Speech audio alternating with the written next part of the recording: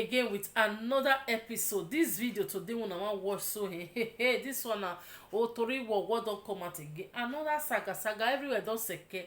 And as e dey seke like this, una know say e get the way they be na all bana mistake. My darling people, una know say people wey wan settle this matter, e be like say God never even born dem reach this health wey we dey right now, because the matter don dey tie wrapper, and the kind wrapper wey e tie e don too harsh. And I don tie wrapper take beg dey say abeg make una let saga stop. E no gree stop. My darling people, wetin we go do now? Na make me carry this update come right now, make una come see wetin dey happen for inside social media. And if you dey here till now, you never subscribe to the Boss Lady where all the tori wowo for the happen, abeg no be left out now. Subscribe to my channel, e no cost anything, and hit on that subscribe button, put on the notification bell so you become part of this family, and share my video to all of your social media platform. Is available to everywhere, so stay tuned and stay connected. Boss Lady love you all till we see again on our next video. Stay tuned and watch the video, and as e dey hot una see and I say e choke. Oh yeah, now may we dive into the matter when carry us down here. Yes, so my correct people, I am back again with another ogbonge hot gist. Hey, this matter when I carry come today, this one na ogbonge congratulations to our beautiful Nollywood and Edo actress Noella Ediku, aka Nunu Gold, as she wan tie the knot with the love of her life, Greg Igbinosu. Una know am now. Greg na the guy wey follow Esther Edokpayi go UK the time when all of the thing come 2 years ago when Precious joined them. I no even know, because I don't even believe say anybody know, because Greg himself na producer, director and a movie actor.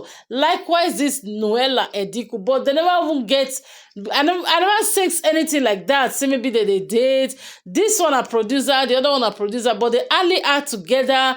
They don't even feature themselves on movie roles like Precious Osayende and Omo Balance.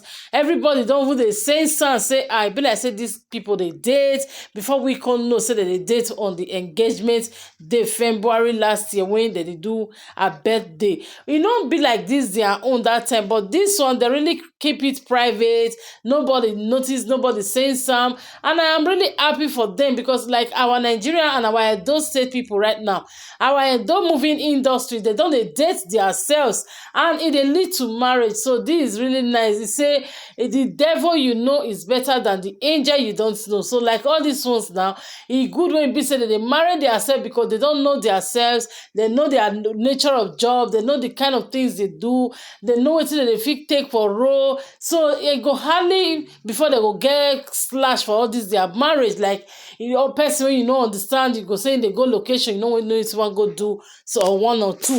But unlike all this one now, imagine Greg when you get mad, he mad na Bisco, and this girl mad na Tosh.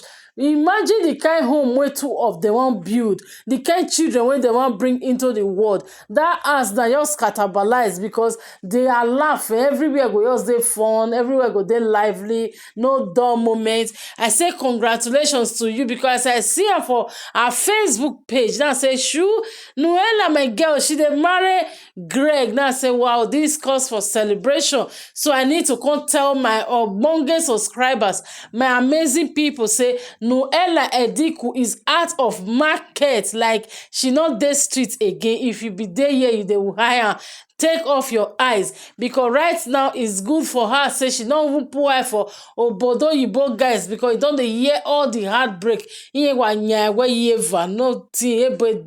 Because you in dey Nigeria, you dey expect say na guy when don't come suffer for Europe. Guy when dey Europe not good, na Nigeria you want marry. Oh yeah, now just dey wait for the guy. Wait for 100 years. Imagine this one. It's not forget his sense. Follow where he dey.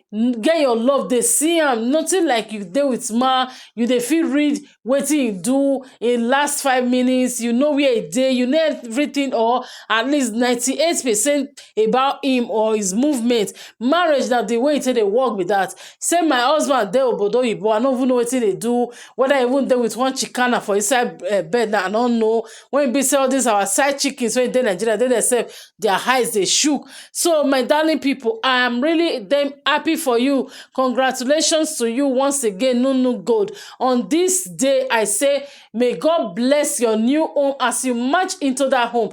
By this time next year, una go be 3 or 4 now. Yes, now. Una dey suburb with una children, una go carry una children's children, una go enjoy the fruit of the marriage. Everything when God take bless marriage, now go follow una. Una no go ever lack for this una marriage. And you guys will not regret joining yourselves together to become one. He said 1 + 1 are 2, but for love, 1 + 1 are 1. Una know now, go.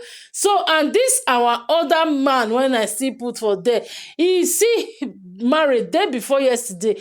Now I say, and our Edo actors and actresses, they are all getting married. That is really nice and it's really good. But just that this man, I don't know say how marriage is there anyway. But I see and say now in marriage, God bless your new home, sir. Thank God for bringing a man who find wives. You find wife, you find a good thing and obtain favor in the sight of God. So make this una marriage be a blessing. Make una marriage be plus to your family and to your life. It will never be a minus. So guys, I just say make I bring this update about our Edo actors and actresses when you won't marry. And many of them get married this very period. But this Noel Laon, he may why ya badami don't date there. Na me want carry okalo to high table. Na me want you sit down because this girl na my girl. He get person you just see, you say you like her. I really like the girl right from time when she the art. Now she named the art when art Holy Moses, Father Mary, when the one shook the tea, he said, hey, Holy Moses. So since day I they call her Holy Moses. So guys, just stay tuned till on the 25th, the real day. If na Edo State you there for Benin City or you there Lagos, you there anywhere. This one our Edo celeb. She won't marry Olawodo.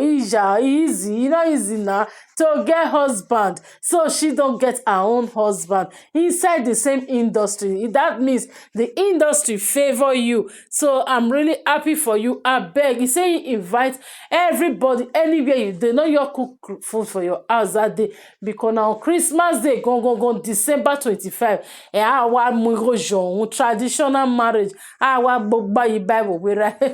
This their marriage and suburb one. I beg, come one, come all. So you guys so just turn up and support her. Make her day lively on that day. Make her know, say yes. Our Edo people, we are all one. We speak in one voice, one love, one voice. Edo to the world, not before months. Support your brother, support your sister. Be your brother's keeper.